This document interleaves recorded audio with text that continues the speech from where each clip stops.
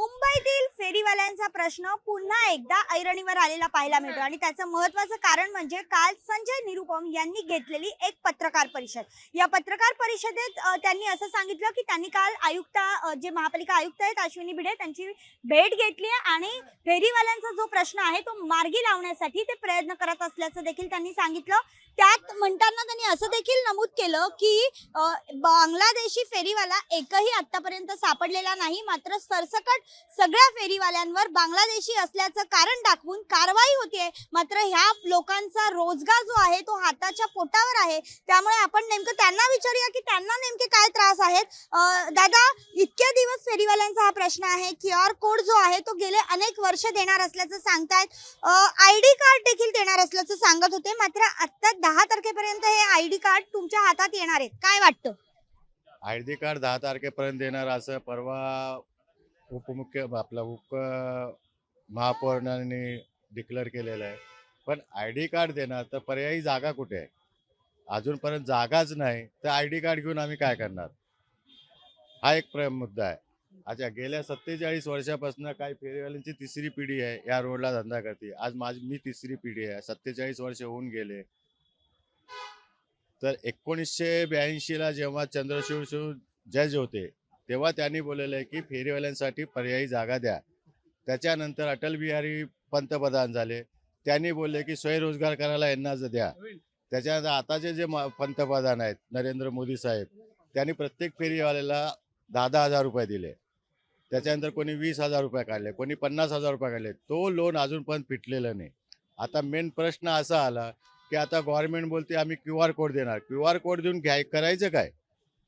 हा मुद्दा आहे. जागा नाही. नक्कीच आपण ह्यांच्याकडे येऊया. दादा, हे म्हणतात की आम्हाला जागा नाहीये. त्यातल्या 20 जागा ज्या आहेत त्या बंदी केलेल्या आहेत. त्याच्यामध्ये आपण जर बघितलं तर दादर स्टेशनवरची परिसरातली देखील जागा असायला पाहिजे. खरं तर ह्या 20 जागा ज्या आहेत त्याची लिस्ट देखील दिलेली नाहीये. तर ही लिस्ट तुम्ही मागण्याचा प्रयत्न केलाय का? लिस्टचा प्रश्नच येत नाही. महत्त्वाचं म्हणजे आत्ता सध्या स्थितीला ही जी कारवाई चालू आहे शासनातर्फे, कोर्टातर्फे, ठाण्यामध्ये हे 3-4 महिन्या अगोदर झालेलं आहे कारवाई.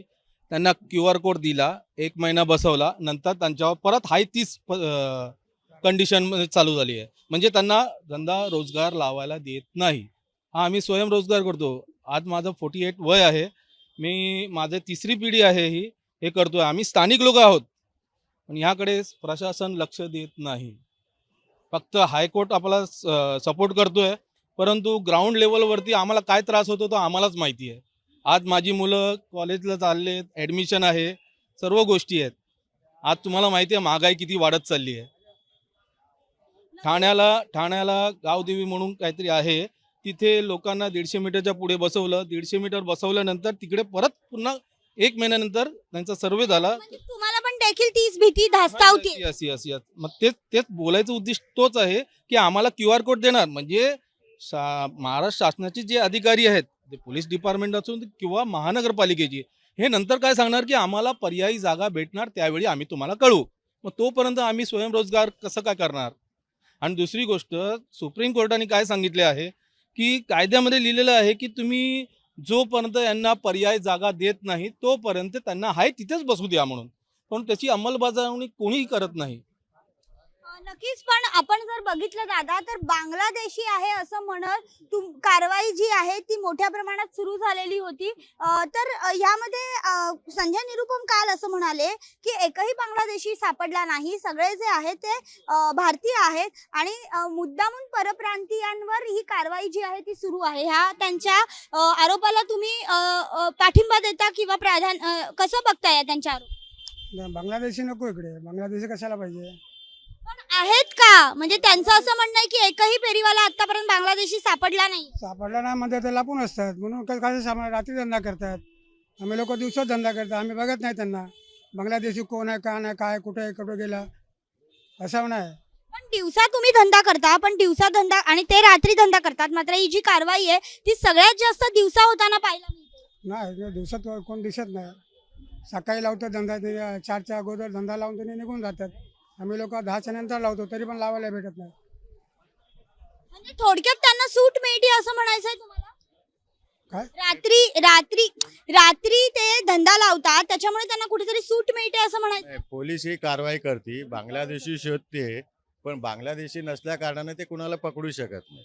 आता बांगलादेशीचा मुद्दा जो त्यांनी घेतलेला आहे ते तर आहेच नाहीत, पण सध्या स्थानिक मराठी फेरीवाले जे आहेत, जे पिढी धंदा करतात, त्यांच्यावर कारवाई चालू आहे.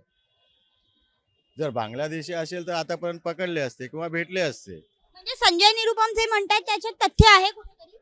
तथ्य आहे, पण हे शोधणं सुद्धा काम पोलिसांचं आहे. आता आता तुमची महत्वाची मागणी काय असणार आहे? तुम्हाला नेमकं काय यातून आता प्रशासनाला आवाहन करू तुम्ही इच्छिता? आमची एकच मागणी आहे की आहे तिथे आम्हाला बसून द्यावे. जो हायकोर्टाने आता बोललेलं आहे तसं की यांना आहे तिथे बसून द्या. पर्यायी जागा देस तो. पर्यायी जागा दादरमध्ये कुठे नाही. यांनी अगोदर 20 रोड डिक्लेअर केला होता. त्यापैकी एकही रोडला तिकडचे नागरिक किंवा नगरसेवक त्या टायमाला मोर्चा काढून हे सर्व जागे कॅन्सल केलेलं आहे. त्यामुळे दादरमध्ये कुठेच जागा नाही फेरीवाल्यांसाठी. मग आमची अशी एकच मागणी आहे की मग सध्या आहे तिथे आम्हाला बसून द्या. जोपर्यंत तुम्ही आम्हाला पर्यायी जागा देत नाही तोपर्यंत आम्हाला आहे तिथं आमचं सोयरोजगार करून द्यायला पाहिजे. नक्कीच. तर एकंदरीत आपण बघतोय की हे सगळे फेरीवाले आहेत जे गेले कित्येक दिवस त्रासलेले आहेत.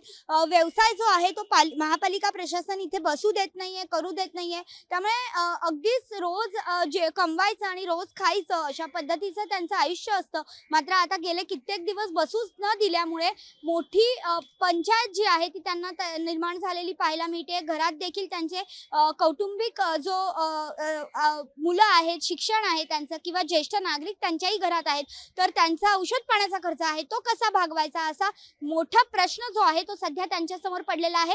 इतकंच नव्हे तर गेले अनेक वर्ष जे रखडलेले QR कोड आहेत आणि ID कार्ड आहेत ते 10 जून पर्यंत त्यांना जरी मिळणार असले तरी परत तिथेच बसून देतील का ही भीती त्यांना अद्यापही धास्तावताना पाहायला मिळते. व्हिडिओ जर्नलिस्ट राजेश धोत्रेसह मी भाग्यश्री प्रधान आचार्य, जय महाराष्ट्र, मुंबई.